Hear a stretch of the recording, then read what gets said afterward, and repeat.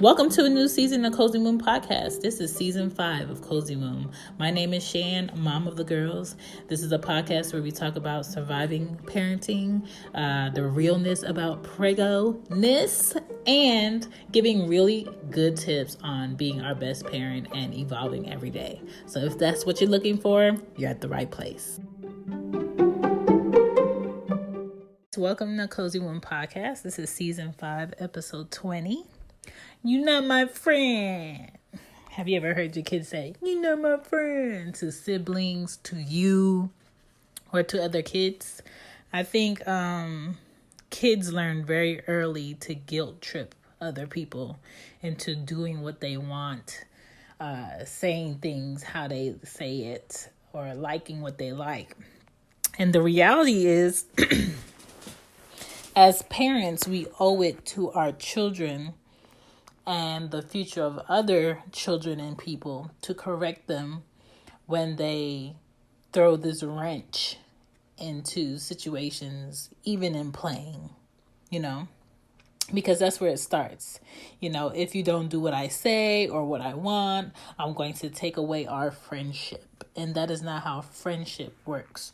True friendship doesn't work where, if you're friends with them, I'm not friends with you. If you talk to them, I don't talk to you. If you don't want to do what I like, then I'm not going to do what you like. That's not true friendship. We know that as adults, but unfortunately, you have people in their late 30s, and their 40s, and their 50s, and their 60s that really feel like everything I like, you have to like. Everyone I deal with, you have to deal with. Everyone I hate, you have to hate. And that is not how the world works. So this is an episode based on starting at the root of the problem, which is with the kid.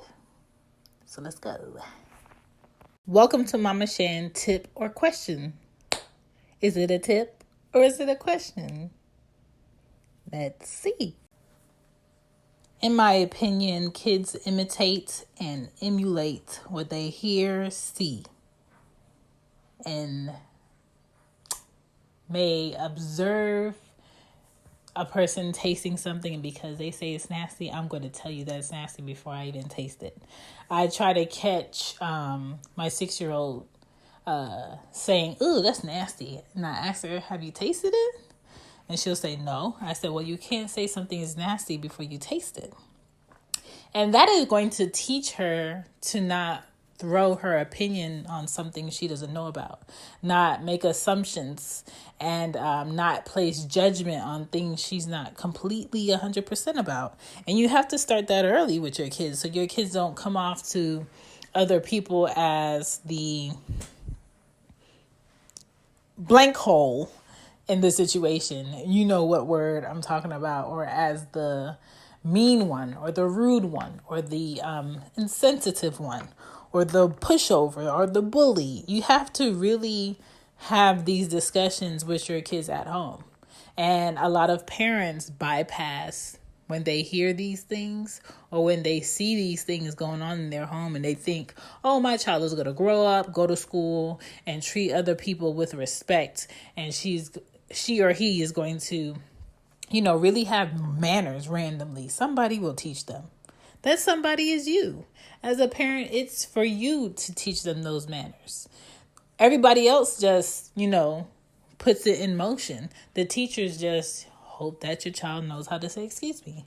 The teachers may guide or teach your child to say excuse me. But your teachers that teach your kids should not be the only ones telling your child to say excuse me.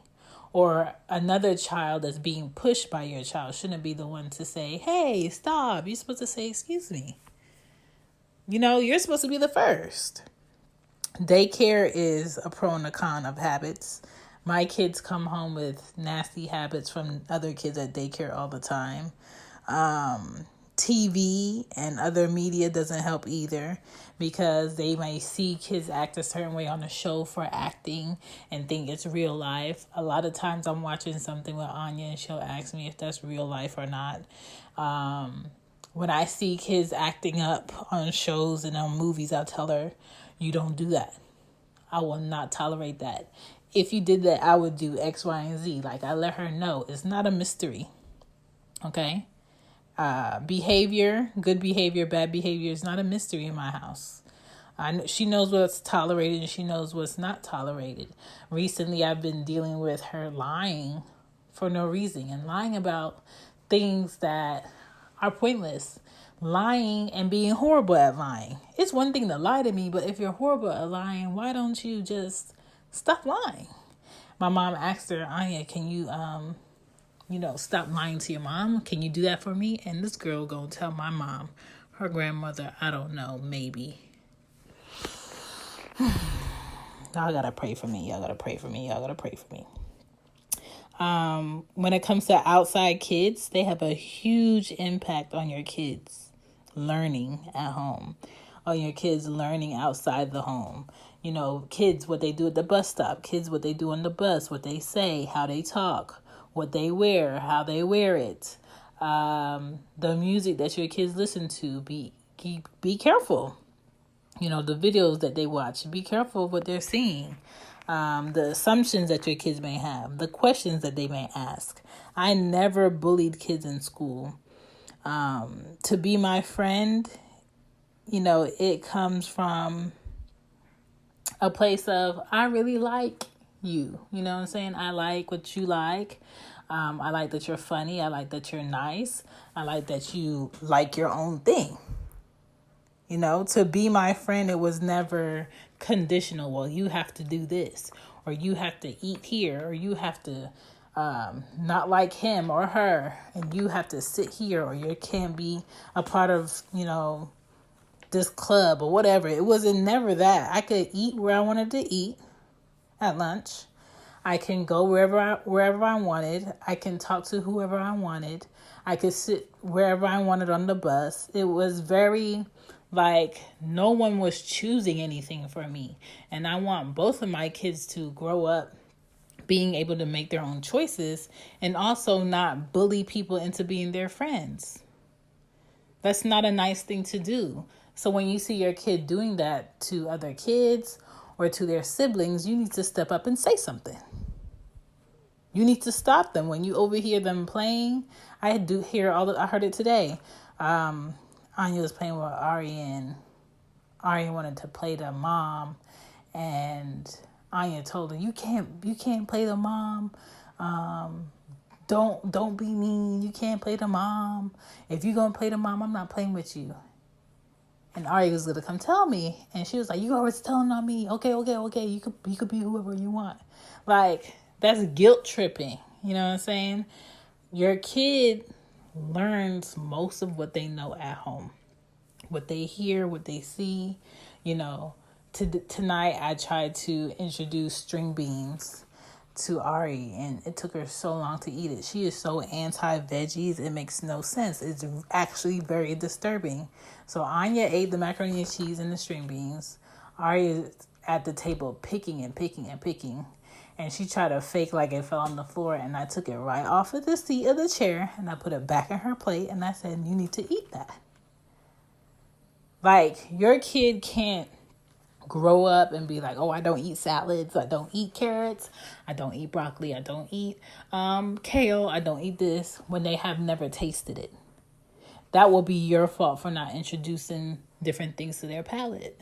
You have to expose your kids to different things unless they have an allergy, so they can broaden their palate, so they can have a wider variety of choices.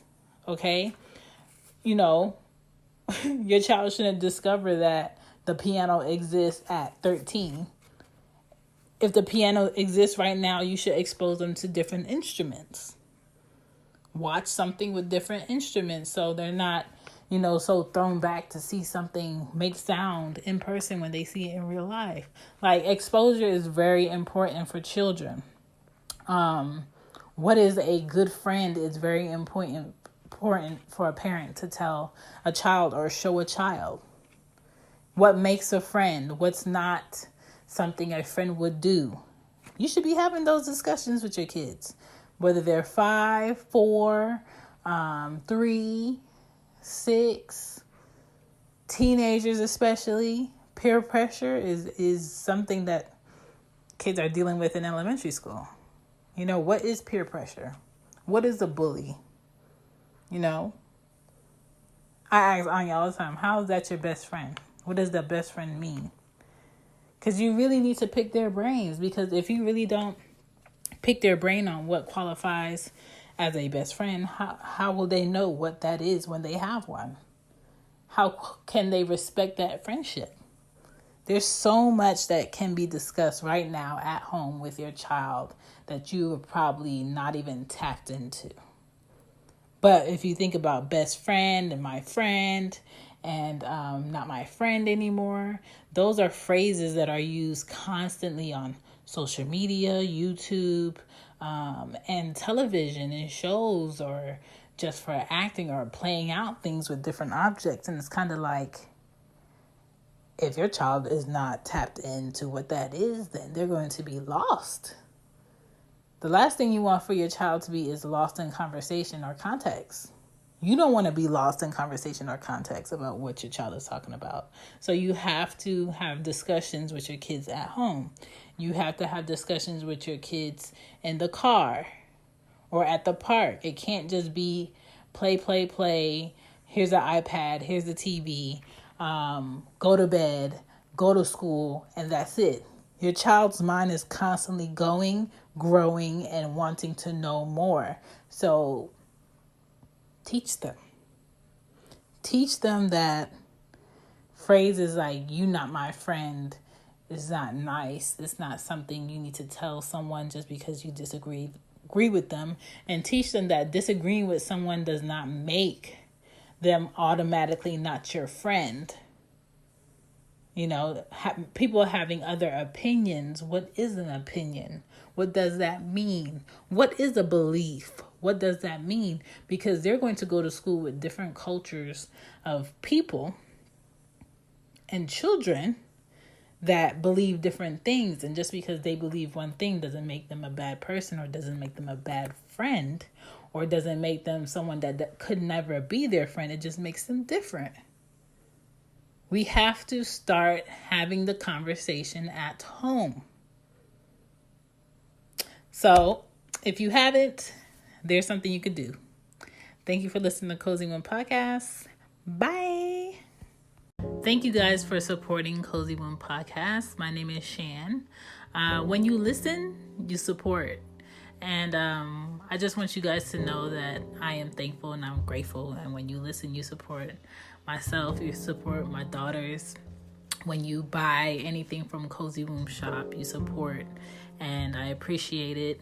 You could have picked any podcast and you're here. Please visit us on Cozy Womb on Facebook, Cozy Womb Pod on IG, Cozy Womb Pod on Twitter. I would love to hear from you. And I hope you guys have another teachable day, another productive day, and you just keep things in motion. I know things feel very weird right now with this quarantine going on, but we can do it. Peace.